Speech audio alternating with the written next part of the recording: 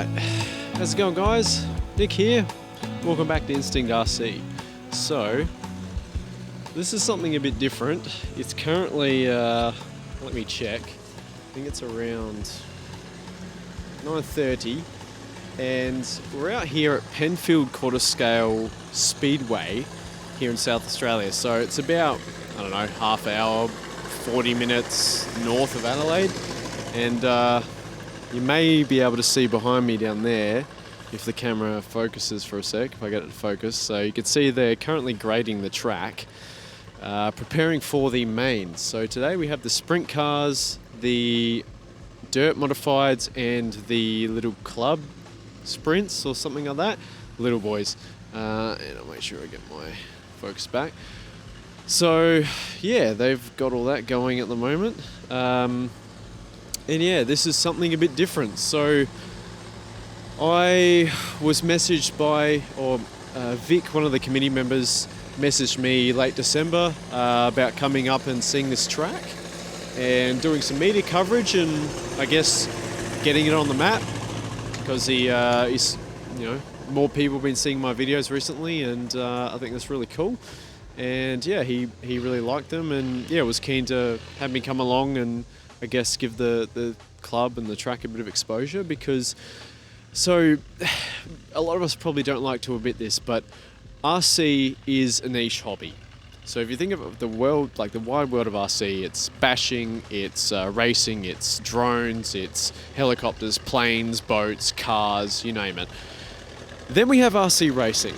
So RC is big, but it's still quite a niche. Then you have RC racing, which is like a tiny fraction of that, of that niche. So it's even smaller. And when we talk about RC racing, most of the time we're talking about 8 scale or 10 scale, and normally like buggies and truggies, things like that. And there's good reason for that, especially 8 scale, because it's just the most popular class, or 10th, 8th and 10th scale. I'm not going to argue which one is more popular. It's probably, there's probably not much in it, but 8th and 10th scale are typically what you think of when it comes to RC racing. So what's probably less known about, and I didn't even know about, I'll rephrase that. I'd heard by word of mouth about this track before, but I didn't really know anything about it. And essentially, so you have RC racing, and then 8th and 10th scale is sort of, I would say, most of that.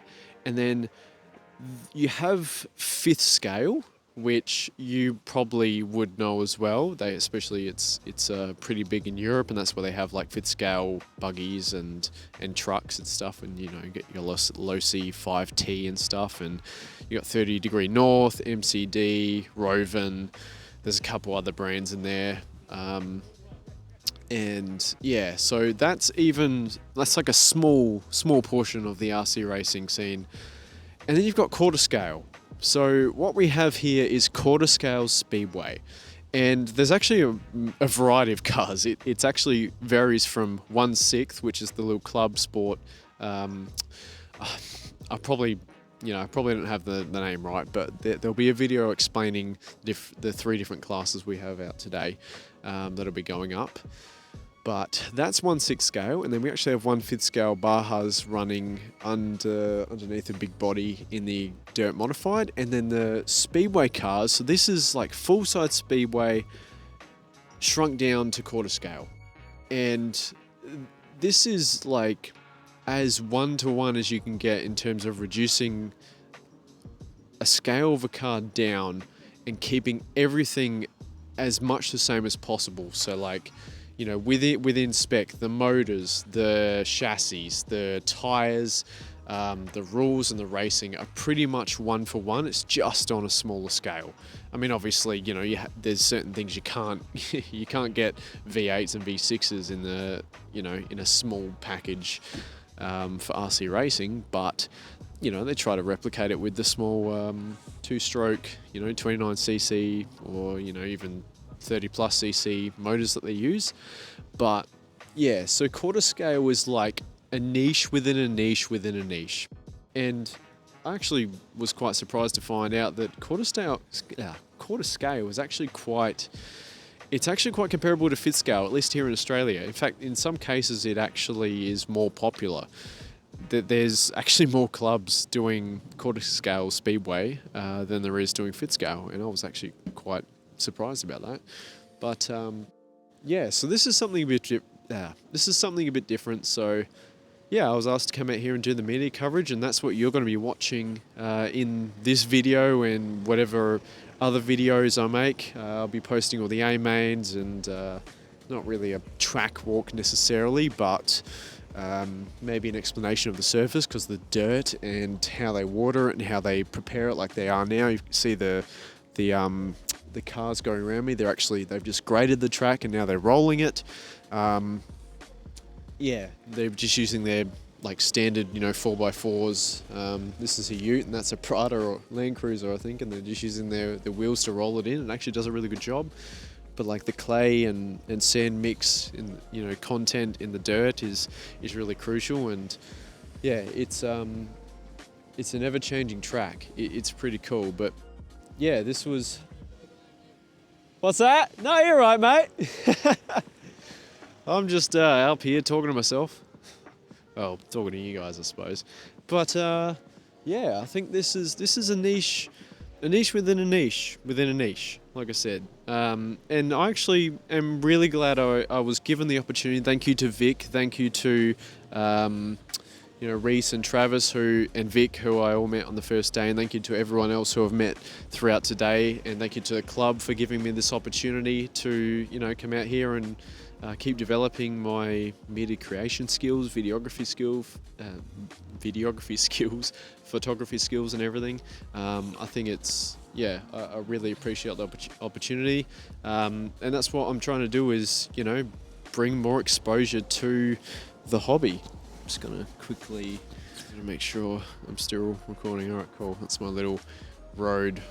It's not even gonna focus though. There, Rode Wireless Go 2. It's not the Wireless Pro. I thought about upgrading, but I didn't. Maybe I'll wait for the Wireless Pro 2s if they come out this year or next year. There's apparently nothing in the pipeworks, but we'll see. But anyway, I had to make sure that was recording. But yeah, thank you very much to those guys who gave me the opportunity to come out here and I guess give this some exposure and put it on the map, because I certainly didn't know much about this. I mean, I don't know how many people in the world actually do. Apparently it's pretty big in America, but it's big in terms of the people who actually know it exists, I suppose, and actually race. So yeah, I think it's cool that this is a thing. It's certainly not a beginner friendly scale and category of racing to get into. Maybe the Bajas are, but yeah, I mean, anything large scale is definitely more daunting, especially if you're a beginner. I mean, personally, I'm a 10th scale and 8th scale guy. Definitely more 8th scale. I love 8th scale. 10th scale I still really like, but 8th scale is my jam. I think it's just the perfect balance of speed, power, weight, size, everything. So, quarter scale and 5th scale is it's definitely more for the dedicated and the hardcore, and even guys who maybe did full scale motorsport and now they can't do full scale anymore, whether that be injury or retirement, or they just didn't want to do it anymore. Maybe there's many other reasons, but they still want to do something similar. And if you've done speedway before and you get out of it, well, you can come out here and do a small scale version of it, which is pretty sick. And it's, like I've said, it's pretty much one for one in terms of rules, racing, and the setups and stuff. It's just on a small scale. So yeah, hopefully this this shows you guys another scale of racing that you haven't seen, gives it a bit more exposure. I think this is really cool. And yeah, that's obviously my ultimate goal is to bring more people into the hobby, whether it be 5th scale, quarter scale, 8th scale, 10th scale. I don't care. There's there's such a range of different classes that you'll find something that satisfies you. I think it's just a matter of finding out it actually exists, number one, and then actually you know, hopefully having a local club and stuff that actually does it that you can actually get involved in. Because as much as I want to bring more people into the hobby and give it exposure, there is an element of that's not all there is. You know, that's not the only issue we need to solve. The other issue is that, and I'm especially finding this out today after talking with Dean, the RCRA president here in Australia. There's just so much stuff, you know, to do with clubs and administration and doing things on track and helping out falls onto so little people.